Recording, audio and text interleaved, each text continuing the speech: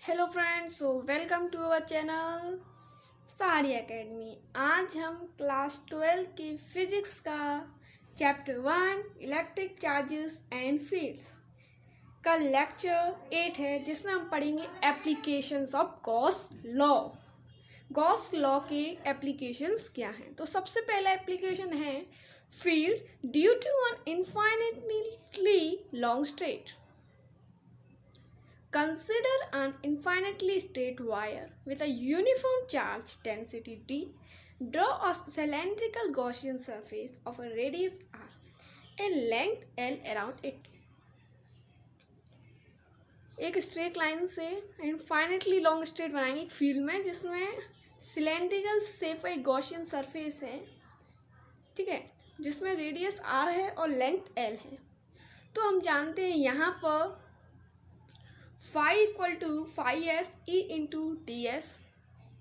सो integral लगाएंगे हम, integral S two S one E D S into cos 0 degree plus integral S two E D S two cos 90 degree plus integral S three E D S three cos 90 degree.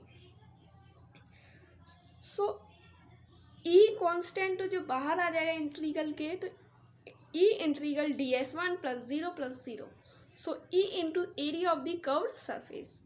सो phi E क्या हो जाएगा? E into 2πr_L। तो phi E equal to E into 2πr_L, ये equation 1 मानेंगे इसे। Also phi equal to Q upon epsilon naught equal to lambda L upon E not.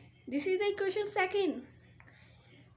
Equating 1 and 2, equation 1 और 2 को जब हम इक्वेट करेंगे तो ई की वैल्यू आ जाएगी फाई अपॉन 2π एप्सिलॉन नॉट और। तो सबसे ये हो गया फर्स्ट लॉ, गॉस लॉ का फर्स्ट एप्लीकेशन हो गया। अब हम दूसरा की बात करते हैं। दूसरा है field due to uniformly charged plane sheet. किसी भी चार्ज प्लेन शीट पर यूनिफॉर्मली फील्ड। आप फर्स्ट वाले का डायग्राम दे सकते हो। एक सिलेंड्रिकल शेप है जिसमें एक स्ट्रेट वायर है विथ यूनिफॉर्म चार्ज। सेकंड वाले की बात कर रहे हैं। Consider an infinitely plane sheet with a uniform charge density sigma. Draw a cylindrical Gaussian surface of length 2πs1। तो phi E vector into D S vector. अब next क्या हो जाएगा? E vector into D S one plus integral 2 E into D S two plus integral 3 E into D S three. तो ये 0 के equal हो जाएगा। तो फाई क्या हो जाएगा? Integral E into D S cos 0 degree plus integral E into D S cos 0 degree. तो फाई ई क्या हो जाएगा? E phi D S minus plus E phi D S. तो फाई ई क्या हो जाएगा? E into 2xy। This is the equation first. Also we know from Gauss law phi E equal to Q by epsilon naught. If we equating 1 and 2, so 2xy equal to qy epsilon naught equal to sigma xy upon epsilon naught। तो e की value क्या हो जाएगी? e equal to sigma upon 2 epsilon naught. Okay, ये second application हो गया Gauss law का। अब हम थर्ड एप्लीकेशन पे चलेंगे गॉस लॉ के पे। अब हम थर्ड एप्लीकेशन की बात करते हैं। थर्ड एप्लीकेशन क्या है? Field due to uniformly charge there spherical shell. Spherical shell में क्या फील्ड होगा? गॉस लॉ का ये थर्ड एप्लीकेशन है। तो इसमें हम consider a uniformly charge spherical shell of a radius R with uniform charge density. Draw a spherical Gaussian surface of a radius R. Radius R को सरफेस मानकर हमें एक स्फेरिकल ड्रॉ करना है जिसे हम गॉसियन सरफेस कहेंगे। तो फर्स्ट क्या है? Field outside the shell. Shell के आउटसाइड फील्ड क्या होगा? दूसरा हो जाएगा सेल के इनसाइड फील्ड क्या होगा। तो सबसे पहले फील्ड आउटसाइड द सेल पढ़ते हैं। तो यहाँ पर क्या है, small R is greater than capital are.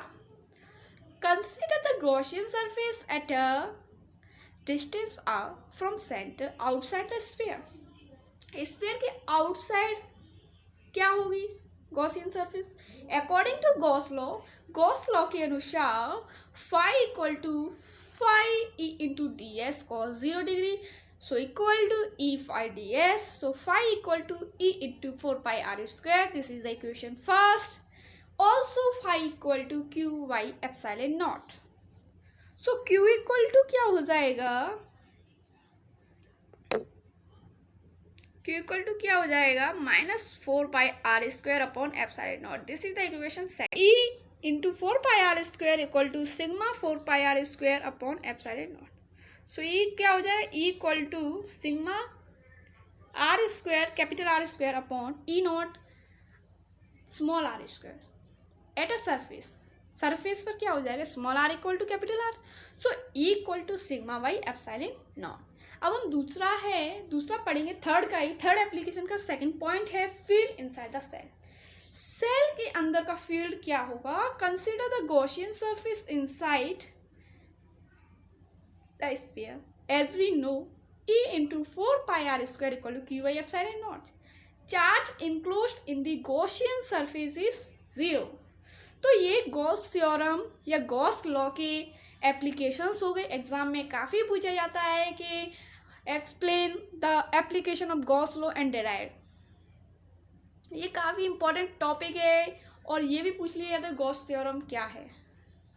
तो ये लेक्चर 8 था, इलेक्ट्रिक चार्जेस एंड फील्ड का। ये लेक्चर 10 में ये चैप्टर हमारा फिनिश हो जाएगा। फिर हम उसके बाद अपना सेकंड चैप्टर पे चलेंगे जिसका नाम है इलेक्ट्रोस्टैटिक पोटेंशियल एंड कैपेसिटेंस।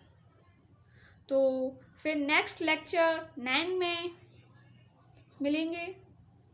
जब तक के लिए थैंक यू वेरी। अगर आपने हमारे चैनल को सब्सक्राइब नहीं किया है तो सब्सक्राइब कीजिए और शेयर कीजिए इस वीडियो को। Thank you very much.